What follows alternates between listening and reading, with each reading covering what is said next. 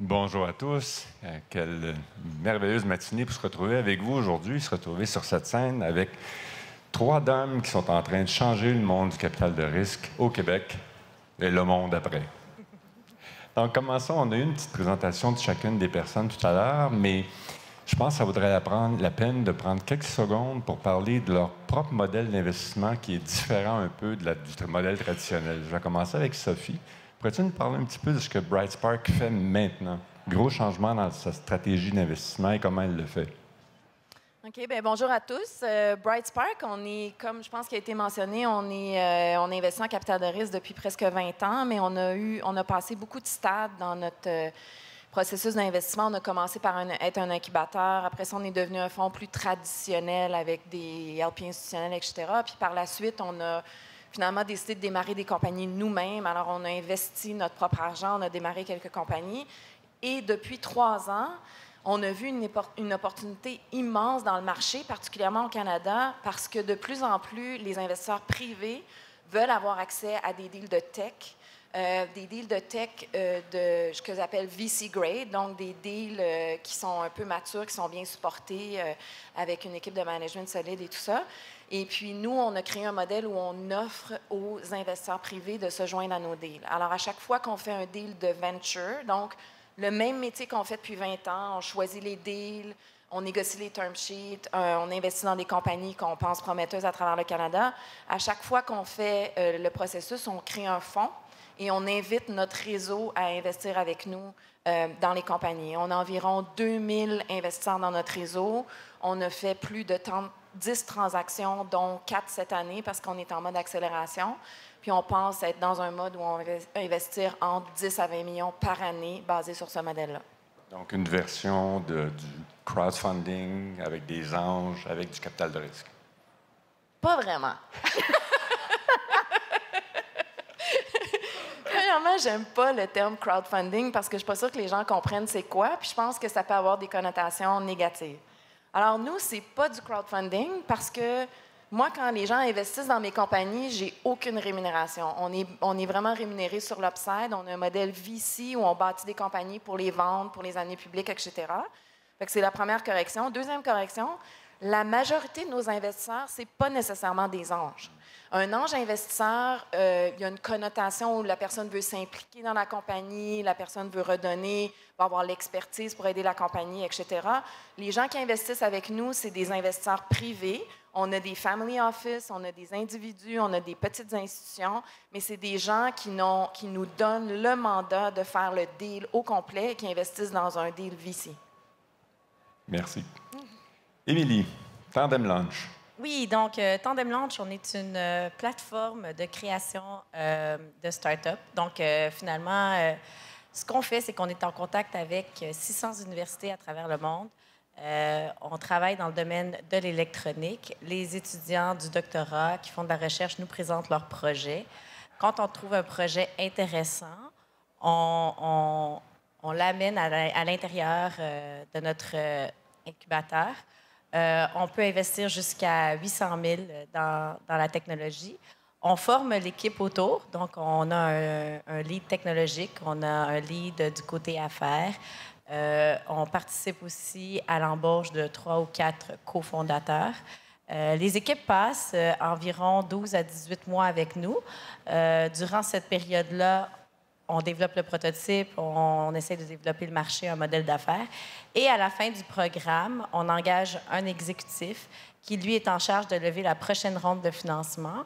Donc, à ce moment-là, on gradue ce qu'on appelle la compagnie et on a créé ainsi une compagnie technologique à Montréal qui est financée en moyenne, entre 1 et 2,5 millions de financements est alors injecté dans la compagnie. Et puis, la compagnie peut poursuivre. Nous autres, on a juste un siège sur le conseil d'administration à ce moment-là. C'est quelque chose qu'on a fait depuis... la compagnie a été fondée il y a 6 ou 7 ans. On a créé presque 13, 15 compagnies jusqu'à présent. Il y en a plusieurs qui ont levé des rondes, des séries B. Et puis, on est bien content de ce qu'on a fait jusqu'à aujourd'hui. Et comme LP nous a dit tantôt, on est à 100 millions de valeur, on s'en va vers le milliard. On s'en va vers le milliard. On se le souhaite. Merci. André-Lise, Cycle Capital, un petit peu plus traditionnel en soi, mais une plateforme différente. Peut-être nous parler de la plateforme. Oui, en fait, on a 3 fonds sur notre plateforme, 230 millions, comme on a dit. On a investi jusqu'à ce jour à peu près 125 millions, mais on a leveragé en équité pour nos compagnies avec les co-investisseurs autour d'1 milliard de dollars dans les dernières années. Une chose qui est extrêmement particulière à notre plateforme, c'est le rôle des industriels. Dans le clean tech, les erreurs coûtent très cher. Quand vous manquez votre scale-up, puis que ça vient de vous coûter 10 millions, bien, généralement, c'est la fin de la compagnie. Donc, une des bonnes façons de prévenir ces erreurs-là, c'est de s'assurer d'avoir des industriels qui comprennent très bien les besoins du marché. Alors, moi, je suis une apôtre de ça. L'autre point qu'on a trouvé, les gens de notre équipe dans le partnership, on voyait de très belles idées arriver chez Cycle Capital, mais on trouvait que ça manquait beaucoup de maturité, puis que l'écosystème bénéficierait beaucoup d'un accélérateur, donc avec la complicité de nos investisseurs, incluant Teralis Capital. C'était le bout du commanditaire. On a décidé de partir un accélérateur financier, mais qui est un accélérateur un petit peu particulier. Notre accélérateur prend 4 ou 5 compagnies par cohorte. Et là, on a mis tout notre réseau à disposition. Alors, que ce soit nos industriels, les sous-traitants qu'on a, on demande aux gens de faire du bénévolat, incluant l'équipe de Cycle Capital, pour soutenir les travaux de notre accélérateur, qui aujourd'hui est dirigé par Richard Cloutier, qui est le CEO de l'accélérateur. Alors, dans notre accélérateur, évidemment, on utilise des modes de financement qui ressemblent beaucoup plus à ce qu'on trouve chez Tandem Launch, mais évidemment, notre but ultime, c'est de faire des rondes de financement comme on vient de faire, entre autres, dans GAN System avec BMW. C'est de l'ordre de 40 ou 45 millions après quelques années en capital de risque. Merci. Comme vous le savez, le panel doit vous parler des nouveaux outils d'investissement, l'impact sur l'écosystème. Avant de parler des nouveaux outils, vous donner une perspective de quelqu'un qui est vieux, qui a été là depuis les années 79. Ça fait déjà 38 ans que j'ai commencé comme entrepreneur, après ça comme investisseur. Et je peux vous dire qu'aujourd'hui, si j'étais dans vos souliers, je serais très, très, très heureux d'être au Québec et d'être dans l'environnement où vous êtes aujourd'hui. On n'a jamais connu un environnement aussi fort, aussi volontaire, aussi avec une grande volonté de vouloir faire changer les choses au niveau du capital de risque, au niveau de l'innovation, d'amener l'entrepreneurship. C'est un monde vraiment génial. Vous êtes dans un timing merveilleux. On vous parle aujourd'hui des nouveaux outils de financement. Quand j'ai commencé, c'était Beg, Borrow and Steal. Donc, il n'y avait pas de capital de risque. On a vu une évolution vraiment majeure de l'écosystème qui se bâtit. Ce n'est pas encore l'écosystème Silicon Valley, ça ne le sera probablement jamais. Mais c'est en train de devenir un écosystème qui est l'écosystème le plus fort au Canada en ce moment et qui est dans une dynamique où les gens essaient de monter la barre de partout. Si on se ramène à l'investissement au niveau de early stage, on va vous parler quelques secondes des différents outils. Un des outils qui est utilisé beaucoup au early stage, c'est les notes convertibles. Les entrepreneurs voient ça comme quelque chose de génial comme modèle parce que tu n'as pas de valorisation, ça te permet de monter le prix un peu plus haut à la prochaine valorisation. Quel est le côté noir qui est en arrière de ça? Quelle est la partie que vous vivez, vous, dans vos transactions lorsque vous utilisez les notes convertibles? Bien, en fait, comme tu le dis, au départ, dans l'accélérateur, nous, c'est ce qu'on utilise. Puis on trouve ça génial parce que, d'une part, on amène un peu d'argent, mais on permet aussi de structurer la compagnie. Nous, on voit ça comme une occasion de focusser sur ce qu'il faut, les jalons qu'il faut atteindre très rapidement au début et non pas une discussion d'évaluation. Parce qu'on le sait tous, la discussion qui fait mal, c'est la discussion d'évaluation pour un fondateur ou une fondatrice, je vais me permettre de le dire comme ça. Et nous, on veut au départ éviter ça. Par contre, le côté noir de ça, puis je suis sûre que mes collègues ici vont sûrement en rajouter, c'est que c'est un mode de survie qui fonctionne bien au début, mais si vous vous ramassez avec plusieurs différentes notes convertibles, avec des conditions différentes, ça devient tout un melting pot, puis un panier de crème qui peut devenir difficile à gérer pour l'entrepreneur. Puis, quand on a eu la discussion préparatoire, je vais me permettre de faire un peu de pub parce que Sophie, c'est une fille qui a beaucoup d'expérience, puis elle disait à quel point l'éducation des entrepreneurs puis des fondateurs était extrêmement importante dans cette discussion-là. Fait que je te passe la balle parce que j'ai trouvé que pendant la préparation, tu touchais un point extrêmement fondamental sur l'éducation des notes convertibles. Bien, nous, en fait, on investit peut-être un petit peu plus tard dans le processus que ce que EcoFuel ou Tandem Launch fait. Puis ce que je leur mentionnais, c'est que notamment quand on rentre dans une compagnie, dans la majorité des cas, s'il y a déjà des notes convertibles, on leur dit on nettoie le cap table, on vous donne une valeur, puis on fait les choses parce qu'il va falloir que la conversation ait lieu à un moment donné. Donc, de toujours la repousser puis d'arriver avec on a fait une transaction l'été dernier où il y avait 3 notes convertibles. Déjà dans la compagnie, il y avait eu 3 rondes avec des anges. Il n'y avait pas d'institution. C'était toutes des notes convertibles. Il y en a une à 15 % l'autre à 20 Il y en a une qui avait un cap de temps, l'autre un cap d'un autre. Puis là, son cap table, honnêtement, ça donnait un mal de tête juste quand tu ouvrais le Excel spreadsheet. Là, ça tournait comme ça, puis là, tu le regardais. Puis bon, évidemment, c'est des calculs mathématiques, tu es capable de voir ce que ça donne. C'est pas si compliqué que ça, mais la réalité, c'est qu'à un moment donné, premièrement, ta business, elle a une certaine valeur. Je comprends quand c'est une idée au départ. Elle a une certaine valeur, puis tu es aussi bien d'avoir la part d'une grosse start, puis de tout de suite t'entendre avec tes partenaires. Puis de toute façon, nous, on n'aime pas retarder les discussions qui sont difficiles. Fait qu'on va les avoir tout de suite, puis on va leur dire, bon, nous, on pense qu'à vos temps, puis si on ne s'entend pas sur la valeur, ben move on, puis fais le deal avec quelqu'un d'autre. On a fait à l'occasion des débentures convertibles. On a une compagnie qui est basée à Toronto qui s'appelle ABA. On était le premier investisseur dans la compagnie. On adorait le management, qui est tout à fait exceptionnel. On a investi dans la compagnie, puis eux, il y avait vraiment une vision que la compagnie avait une grande valeur, tout ça. Nous aussi, on le pensait, mais on n'était pas prêts à payer le prix. On a fait une dette convertible, mais dès 6 mois plus tard, il y a eu une ronde, puis tout a converti. On a cleané le cap table. On n'aurait pas supporté d'avoir puis des fois, en plus, ça peut créer des problèmes aussi au niveau comptabilité si ce n'est pas fait correctement. Tu peux avoir des problèmes au niveau de tes ententes bancaires par la suite. Fait que moi, je pense, comme fondateur, c'est sûr, c'est le fun là, de ne pas avoir la discussion de valeur, mais il faut l'avoir éventuellement. Ça ne sert à rien de repousser la discussion dans 2 ans parce qu'elle va avoir lieu de toute façon. Je pense qu'il y a un autre point aussi pour travailler beaucoup avec les gens qui ont des startups et qui essayent de lever de l'argent, puis que des fois, les fondateurs, ils voudraient avoir... utiliser un modèle d'équité puis avoir la discussion de l'évaluation. C'est juste qu'au Québec, des fois, c'est très difficile de trouver un lead. Fait que quand on n'a pas de lead, qu'on est avec notre start-up, puis qu'on est là, OK, bien, j'ai quelques investisseurs qui sont intéressés, mais j'ai personne qui est prêt à l'idée puis à avoir cette conversation-là avec moi, bien, on se dit, OK, ouvrons la note convertible. On n'a pas besoin de lead. Tout le monde qui veut va embarquer. Je peux la garder ouverte pendant longtemps parce que ce qui est le fun, c'est que quand on est en train de clôturer une ronde de financement, le timing est super important. Là, tout le monde doit mettre son argent en même temps, tout le monde doit signer en même temps, il y a un closing date. Quand vous avez une note convertible, il y a plus de flexibilité. Vous pouvez la garder ouverte. Après ça, on peut la renouveler si on a l'approbation du conseil d'administration.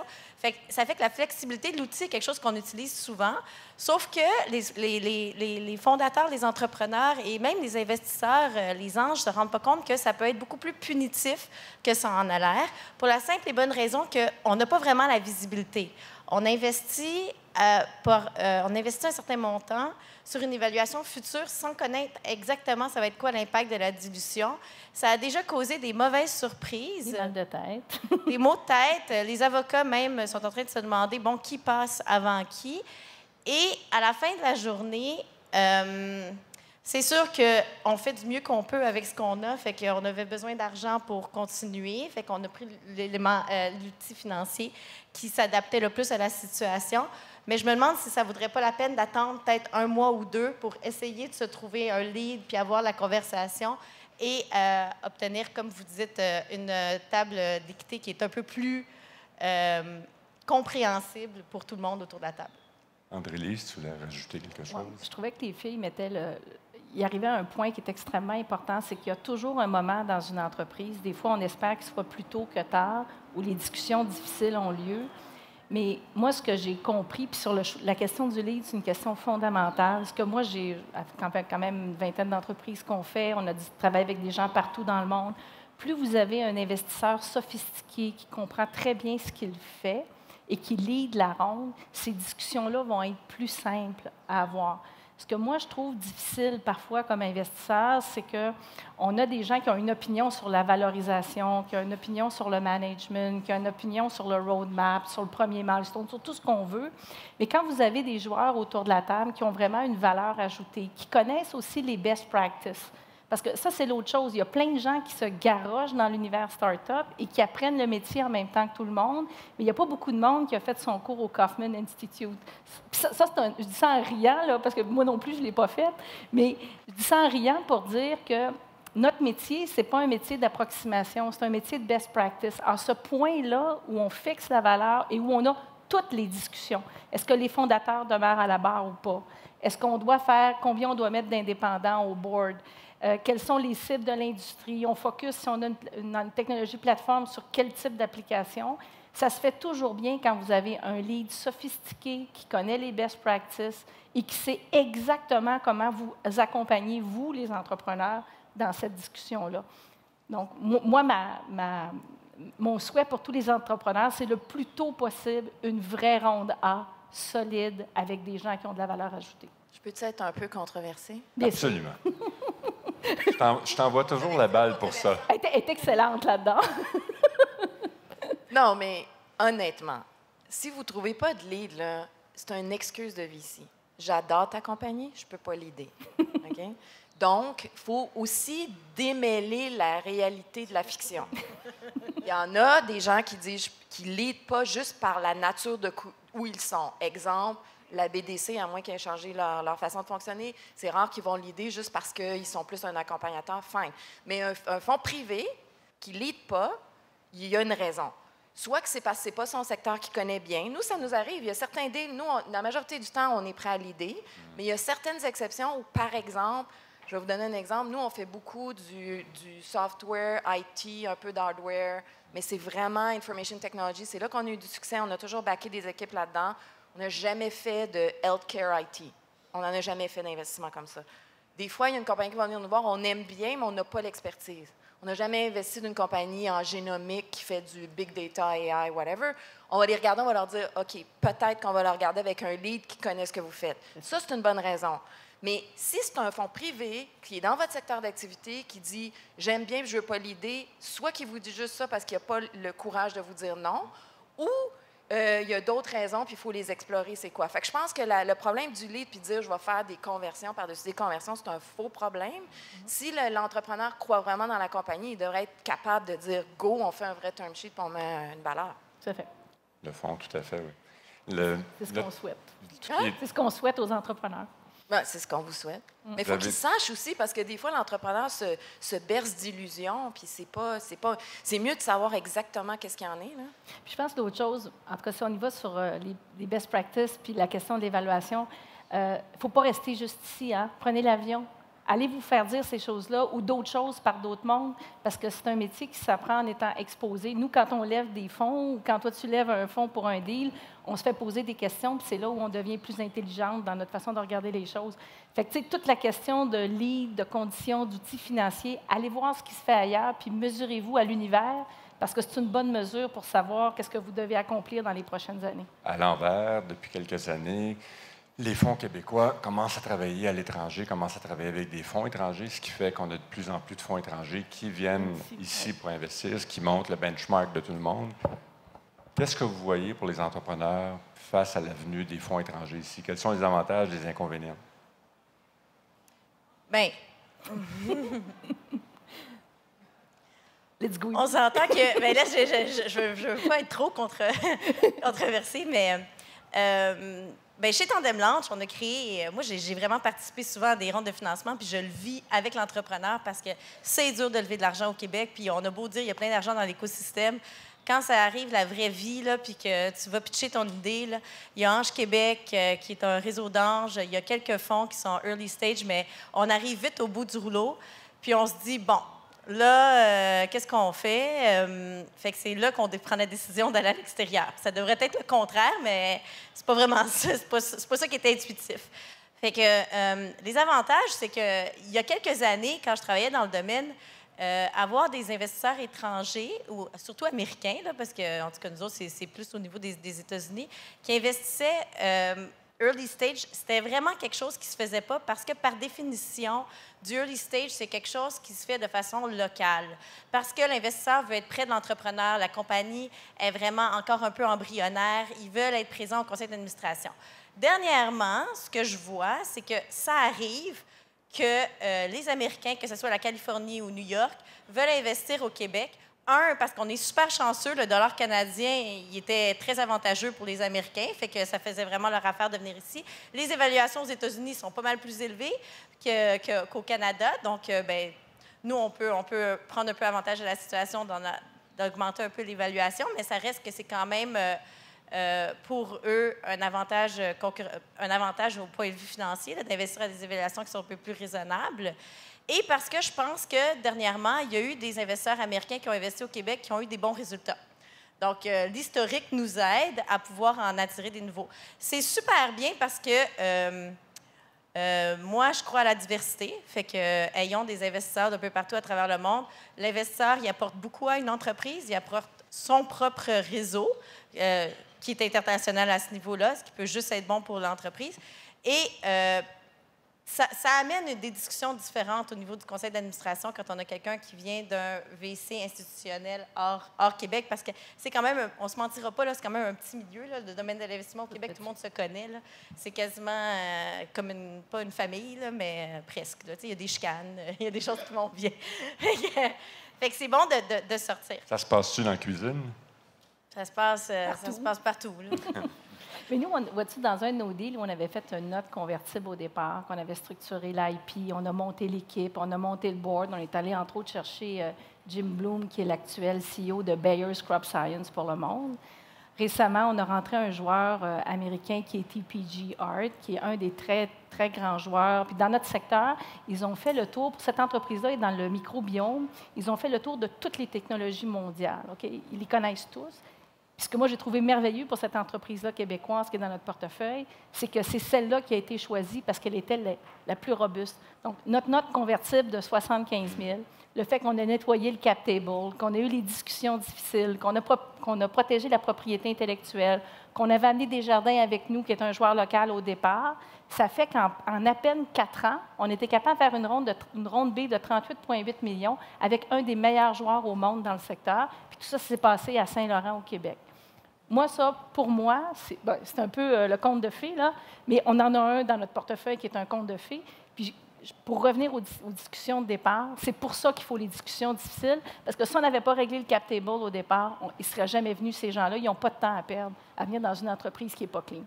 Tu viens... Oh, excuse-moi, Sophie, vas-y. Ben, c'est un peu dans la même lignée, mais nous aussi, à travers les années, on a eu souvent des investisseurs américains, européens dans nos compagnies. Moi, je pense que c'est excellent. Ça amène plus de capital, plus de diversité. Peut-être la seule note par rapport particulièrement aux Américains, je pense qu'il amène aussi une... si on veut parler des downsides, là. Moi, je pense que tout est excellent. Fait que je fais juste repointer les choses sur lesquelles il faut faire attention. Je pense que souvent, surtout s'ils viennent des États-Unis, puis souvent, ils ont tendance à être des fonds de plus grande taille, ils ont beaucoup moins de tolérance. Fait que, il y a aussi le downside que si ça ne va pas tout à fait dans la bonne direction, ils peuvent des fois lâcher le morceau plus rapidement. Le vent peut changer rapidement. Le vent peut changer rapidement. Ça, c'est un des éléments. Puis je pense que ce que ça mène comme réflexion, c'est de dire, peu importe que l'investisseur soit canadien, européen, américain, quoi que ce soit, je pense que dans la mesure où c'est possible, c'est bien de les magasiner puis de les connaître des deux côtés. Ça ne veut pas dire que si c'est un gros brand name, c'est la meilleure chose pour vous. Peut-être que oui, peut-être que non. Moi, j'ai vu beaucoup de cas où tu as un gros fonds américain, gros brand name, c'est un des managing partners qui prend le dossier, il s'en occupe. Aussitôt que ça ne va pas trop bien, ça trickle down. Puis là, c'est plus managing partner, c'est partner, puis après ça, c'est associate, puis après ça, c'est la réceptionniste. Puis après ça, tu n'as plus personne. Non, mais c'est vrai, c'est un des éléments aussi qu'il faut considérer parce qu'au Canada, je pense que ça va moins se passer comme ça. Vraiment, on est moins gros. Là. Moi, je n'ai pas de réceptionniste à qui je peux donner mes dossiers. mais c'est sûr que c'est un des éléments. Fait qu'il faut les magasiner peu importe où ils sont. Il faut s'assurer de faire un investissement avec un investisseur avec qui il y a un respect mutuel, puis on sait qu'on a la même vision pour la compagnie. Sur les étrangers, juste peut-être en cleantech, on voit beaucoup apparaître des term sheets chinois.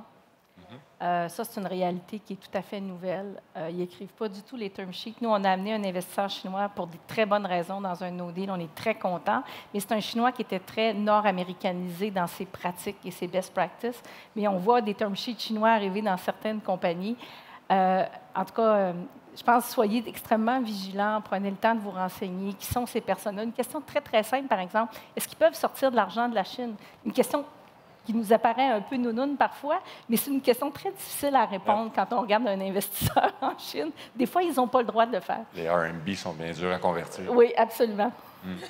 Tantôt, dans ton deal, tu mentionnais la présence d'un corporatif, ce qui m'amène sur le rôle des fonds des groupes corporatifs. Les groupes corporatifs sur la planète, au Québec, je vois un représentant d'un de ces fonds-là, celui qui fait, je pense, le plus de travail au Québec, André Ménard, chez Québécois. Il y a peu de fonds corporatifs au Québec, il y a peu de groupes corporatifs qui soutiennent l'écosystème. Qu'est-ce que vous voyez, tous les trois, de ce côté-là? Mais moi, chez nous, ils sont très, très soutenants. Il y en a plusieurs. On a Rio Tinto Alcan, Brookfield, Cascade, Gaz Métro, Lonza. Ils sont très, très soutenants. C'est souvent une question d'éducation parce qu'eux n'ont pas de bras sophistiqués puis ils ont pris le choix de travailler à travers des fonds. Je pense qu'il y a au moins 2-3 façons de faire ça pour eux. Par contre, ce que je vois à l'étranger, parce que j'ai la chance de côtoyer beaucoup de grandes corporations qui ont des bras WC, et là, je vois du très bien et du très mauvais. Ah, c'est pas parce que vous vous appelez, je ne sais pas, moi je vais prendre un nom au hasard, que vous vous appelez... Verizon. Ah oui, ou vous appelez Veolia, ou vous appelez Intel, ou que parce que vous avez ce nom-là, vos pratiques en VC sont sophistiquées. Parce que généralement, le capital de risque dans une très grande corporation, puis excusez-moi, M. André Desmarais, monsieur Ménard, d'être aussi brutal, c'est souvent le pet project de la haute direction qui un jour dit, moi, je vais faire quelque chose pour l'écosystème ou pour la technologie. Fait qu'il y a des cycles là-dedans. Quand vous avez duré assez longtemps, vous allez voir des pratiques d'affaires. À un moment donné, le groupe de VC regarde tous les projets, puis après 6 ans, quand le portefeuille ne fonctionne pas bien, ils relèvent des gars de PNL puis des filles de PNL, puis ils doivent aller demander la permission avant de faire un investissement. Puis au lieu de prendre 3 mois comme ça prenait avant, bien, ça vient de prendre 3 ans. Donc, je pense qu'il faut vraiment... Ce que moi, je trouve triste parfois, c'est qu'il y a des grands investisseurs institutionnels qui disent « Ah, si un corporatif, ça va bien aller, ça valide la technologie. » Ça dépend lequel. Je pense qu'encore une fois, comme pour les investisseurs, comme pour les anges, comme pour n'importe quoi, prenez le temps de faire votre revue diligente, posez des questions, demandez aux gens qui ont reçu cet argent-là, de ces groupes-là, qu'est-ce qu'ils en pensent, comment ça a été vécu. Parce qu'il n'y a pas de réponse, il n'y a pas une réponse pour tout le monde dans le secteur. Émilie, mais on veut qu'ils soient là, par contre. Des expériences Oui, donc, chez Tandem Launch, on fait affaire parfois avec des stratégiques, parce qu'aujourd'hui, on a annoncé que Québécois allait participer à une des rondes de financement d'une compagnie qui vient de graduer, qui s'appelle Ariel. C'est super, les corporatifs, mais comme tu disais, quand c'est des... Si vous êtes vraiment au début puis que vous essayez de lever une petite ronde, une ronde d'amorçage, vous allez vraiment perdre du temps avec le corporatif.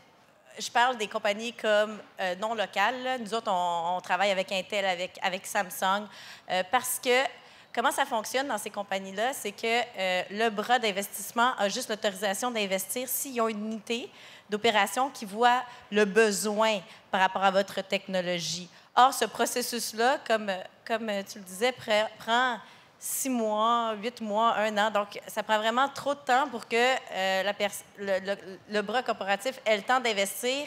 Quand tu es au début puis que tu lances ton entreprise, l'argent, tu en as besoin dans les 3 prochains mois. Tu ne peux pas attendre 6 à 12 mois.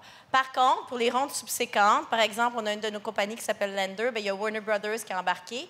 Ça peut être vraiment rassurant pour les autres investisseurs de savoir qu'il y a quelqu'un stratégique qui a investi dans la compagnie parce que, ça démontre un marché, parce que ça veut dire qu'il y a un stratégique qui a de l'intérêt là-dessus pour ça. Et les gens pensent toujours aux stratégies de sortie, fait qu'ils se disent, bien, éventuellement, le stratégique pourrait acheter la compagnie. Et on sait que tout investisseur qui investit dans votre compagnie a besoin de rendement, a besoin de savoir quand est-ce que je vais pouvoir récupérer mon argent. Fait que le fait de diminuer le risque, est-ce qu'il va y avoir une sortie ou pas, vient le rassurer. Peut-être juste rajouter, nous, en IT, je pense que il y a beaucoup de joueurs stratégiques, Google, Intel, Alibaba même, qui a commencé à être très actifs, mais sont pas mal organisés comme un VC et assez indépendants dans ce qu'ils font. Fait que pour eux, on les voit comme oui, parce qu'il y a une connexion, puis ils sont capables d'aller valider la technologie, donner des entrées, tout ça. Mais souvent, ils sont une certaine taille. Puis, je suis d'accord avec les commentaires pour ceux qui sont plus petits, mais ceux qui sont plus grands, souvent, opèrent pas mal de la même façon qu'un VC va faire, sauf que c'est moins leur métier core. Fait que c'est sûr que c'est bon de le faire avec un VC plus traditionnel. Mais je dirais qu'une des choses, être très prudent quand on prend de l'argent de stratégique. Je présume que la majorité des gens dans la salle le savent, mais assurez-vous de leur donner aucun droit particulier. Voilà.